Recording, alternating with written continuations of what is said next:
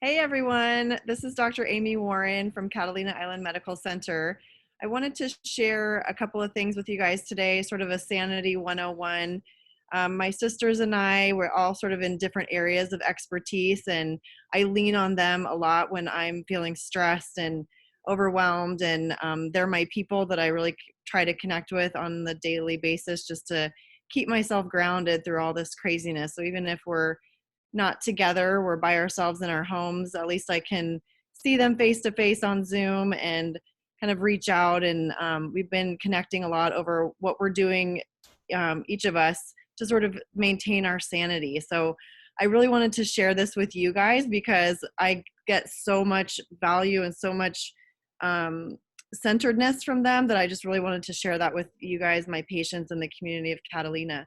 So I wanted to introduce you guys to my sisters. So Nikki Warren, Stephanie, Casey, and they're all going to go around and sort of just share with you a brief Sanity 101 that they've been doing at home. So Nick, why don't you go get started and what you've been doing at home?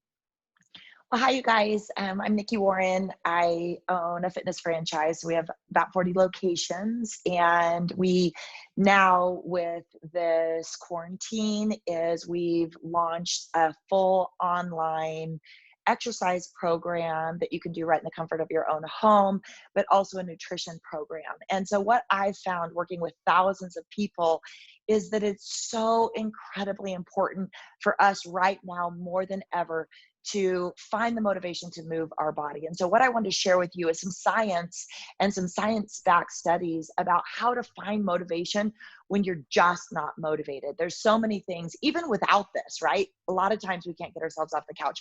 It's too cold, it's too hot, we have too many things to do, we're not feeling well.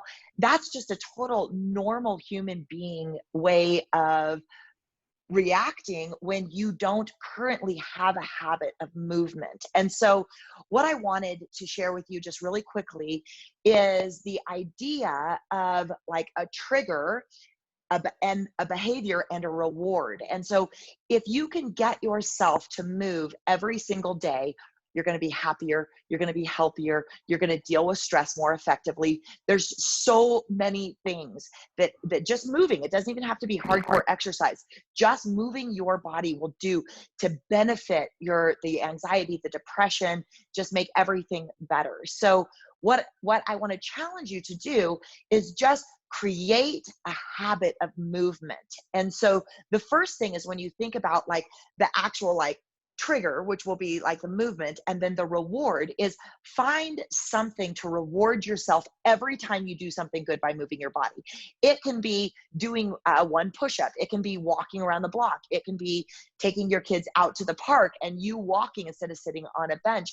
And then what is the reward that you can give yourself so every single time you do this, you feel like, oh, I see, this feels really good. And so maybe it's like making yourself a smoothie afterwards.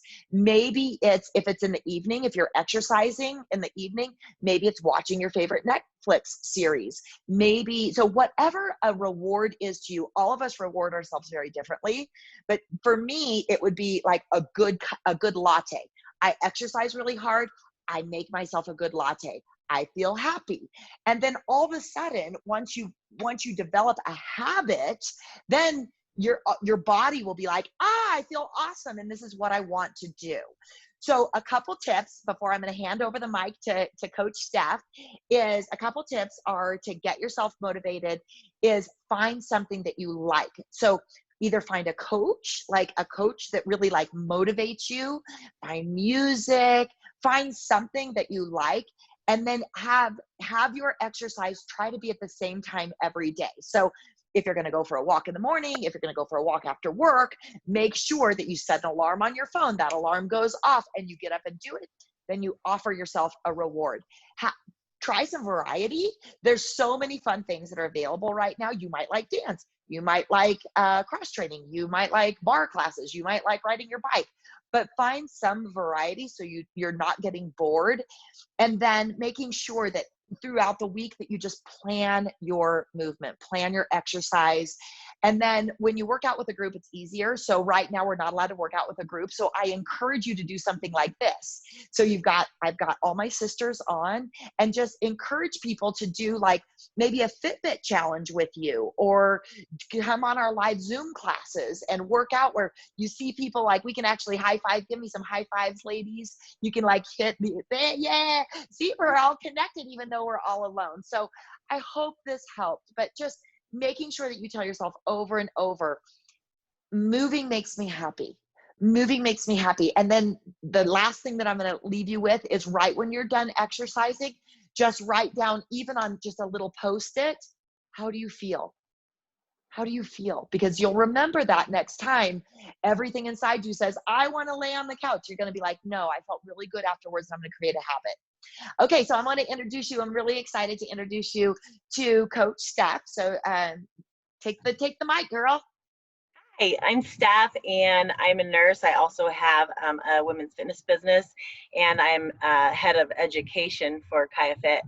And what I've been doing that's making me not only survive this, but come out of this hopefully better than how I went in. And that's my goal for myself and the people that I touch through this, is using this as an opportunity to wake up, and instead of using this downtime to reflect on things we can't control, taking control of the things that we do, and that's our mind. So I volunteered to teach a leadership course over this quarantine, and it has helped me to not only get out of my own head, because that's a lot of times when we're struggling, is when we're focusing on me, right? Like, how am I suffering through this, and how is this hard for me and in my life? But if we can get ourselves out of that state, and how can I be of service to others? But in order to do that, we have to be able to lead ourselves. So being a leader means first leading ourselves. And I think we're all leaders in some respect, because we all have people that we influence in our lives, that look up to us, that, like they say, that you're like the 5 people you spend the most time with. Well, you're that to somebody. So you are a leader, whether you have signed up for it or realize it or not, that you lead the people that you touch every single day. And it's a big responsibility. And to be able to leave this planet knowing that you did your absolute best to make a positive impact on the world, that's what, to me, it means to be a leader. So I've been blessed to be able to research this for myself and for the people that I touch.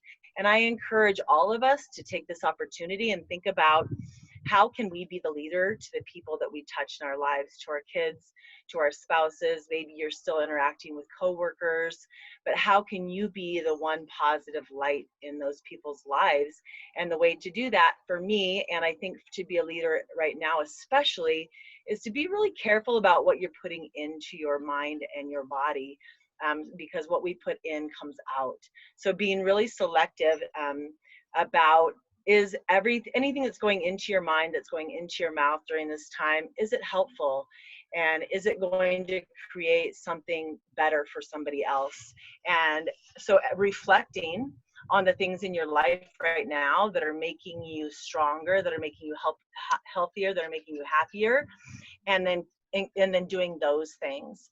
And for me, with the leadership research, is listening to books on leading myself, on creating positivity, on creating good thoughts, on making an impact on the world, and how I can be of service right now. So challenge yourself anytime you start to circle the drain, which we all are. That's another thing with this, is like, we're all in the same boat. Like, what an amazing opportunity this is for us all to know that we're all suffering in this together, that we're all united in this. And even though we all suffer through different things throughout our whole lives, we're all in this one thing together. So be kind to yourself, be gentle to yourself, understand that you're not alone. And when you start to struggle, think about, what can I do right now? If you can't take control over your thoughts and they're just circling the drain, listen to a book about something positive. Get onto a podcast about something positive. Look something up and then share that, rather than finding something negative and sharing it with the people you know. Find something positive and spread that around. But really take make a decision to be the leader in your life, the leader that's going to guide people into coming out of this better than you ever have been before, and using this as an opportunity to wake up, to strengthen our minds, to strengthen our hearts, and to grow more as a community. And then I'm going to pass it over to Casey. If you want to take over, Case, what are you doing to maintain your sanity through all of this? Hi, thanks for having me. So I am a student. I'm a master's student at Harvard, and I'm working on my thesis. So I'm definitely a little bit upside down with all the things that I have going on. But to maintain my sanity, I've been, doing the things that Nikki and Steph both suggested so far. Is I've been keeping a workout routine, and actually because of the online access, it's been easier for me as a parent to be able to access those online classes. So I've been able to actually exercise every single day, which usually it's hard for me to get to a class because of parenting. So I'm happy about that. And then I've been, just trying to listen to some the 10% Happier podcasts, and listening to some meditation and Deepak Chopra meditation. That's been helping. But personally, I've tried really hard to stay organized. So I've made myself a big binder of all the things that for my daughter to do for schoolwork, and we've been helping out with another family too. So I've made them each their own little binder and gave them something to do Monday through Friday. So then when I sit down to get my work done, then they have something that will keep them busy. And then also giving them online classes and online things to do so that they can keep busy so that I can get my work done. But then just one thing I wanted to mention to keep my sanity was something that I've been excited about that's brought me joy is cooking. So it's been fun for me to learn how to bake. It's, I've always just kind of thrown together whatever's in the kitchen, and I've been excited to learn some new recipes. And so, I'm sure, as everybody does, I have a million of these in my kitchen that a lot of I'm barely ever even had the opportunity to look at. But so my daughter and I have been taking one recipe out every day and trying something new and something different. And also on Pinterest has been great. And so I look up like vegan recipes and healthy vegan dinners, or baking. Like we've been doing all kinds of really fun baking and making cakes and pies and stuff. So, warning about that. You don't want to be home left with a lot of bacon cakes and pies. But one recommendation I have for that we've been doing is cut down on half your recipe for your treats so that you don't have as much around the house, but then double your recipes for all your healthy cooking so that you can have a lot of that left over in the freezer when you get too busy. So there's been a lot of great, the virtual vegan is a really good one. And this is One Peaceful World. This is one has been kind of a fun one because there's a lot of Japanese inspired recipes. So you can order some new spices and stuff online. And then learning how to cook Indian food has been kind of fun, trying to pick up a new culture and a new way of cooking has been a real joy for me to do with my daughter. And it's brought us closer together. And I think that it's also a fun thing to do is to do a Zoom call with your friends and your family and try new recipes. And girlfriends and I have been texting and saying, what did you try today? What did you try this? Oh, try this. This was great. This is what I liked about this one. And so that's been kind of a fun way to stay connected. So really overall, I would say, just one day a week, organize your kids and get them so you've got a Monday through Friday thing to keep them busy. That gives you at least an hour or two of time that you can get your own things done. Give them an hour or two of online exercise. And then, at the end of the day, coming together and finding some kind of new hobby that you can do to, bring you guys closer together and kind of inspire you to keep going and to bring some joy to your plate and to your life. That's it. Awesome. Mm-hmm. Thanks, Kay. So you guys can see why I really wanted to share my sister's great energy with you guys. It's just been so helpful for me, and I've been trying to do the things that they've been sort of suggesting as well, trying to keep motivated with my exercise on a daily basis, and it's been great, like Nikki said. being able to do the Zoom classes and connect with her fitness franchise community. And it's been really a great thing to be able to do that and see my sisters in the class and work out with people that aren't not in my same circle, but people that I know. And it's just been really a fun thing. And then, I just really wanted to share what I've been doing personally to kind of keep myself more sane throughout this whole thing. And that's really been meditation and sort of trying to find a mental place of gratitude instead of trying to focus on the things that we don't have, focus on things that we do have. So really starting my day every morning with a meditation. So I get up, my kids get up super early, so I have to get up at 5 if I'm going to get my meditation in. So I sit on the couch and I do my meditation. If it's with either 10% Happier or the Deepak Chopra Oprah meditation has been really great. So I've been doing that. And that sort of just starts my day off. It just sort of starts my day with a really more balanced, more centered. If I don't do it, I can feel it all day. I feel like I'm more tense, more anxious, just more edgy, and if I do that in the morning, it just really sets the tone for the day, and it makes my experience with my kids more pleasant. And if I'm working, that helps me to stay more balanced with work. So I've been doing that in the morning. And then at night before I go to sleep, I just lay my head on my pillow and I try to think of 5 things that I'm grateful for that happened during the day. And what's been really remarkable about that is that because I've been doing that, it's making me look for things to be grateful for during the day. So instead of just sitting out and, zoning out on my phone outside, I'm actually sitting there and like feeling the sun on my face and listening to the wind. And because I'm like looking for things to be grateful for at night. And so I just think it just sets the tone for, living a more grateful life. And this is such an amazing time. It's scary and it's, there's a lot of fear and there's a lot of anxiety going around for everybody.